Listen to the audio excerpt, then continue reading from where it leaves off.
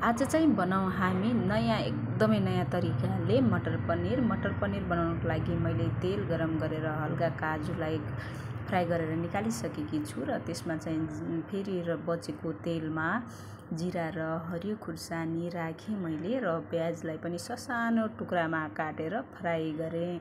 जुन काजुलाई मैले फ्राई गरेकी थिएँ त्यसलाई चाहिँ मिक्सीमा पिसिसकेकी छु र उता चाहिँ मैले प्याज फ्राई भइसकेपछि हल्का मटर पनि राखेर मटरलाई पनि फ्राई गरेँ र मटरलाई फ्राई गरिसकेपछि मैले एउटा टमाटरलाई घिसेर राखेकी छु त्यसपछि जुन हामीले पनिरलाई थियो त्यसलाई चाहिँ मैले फ्राई गरेकी छैन, त्यो पनिरलाई पनि एकछिन हामीले फ्राई गरिदियौँ। यसमा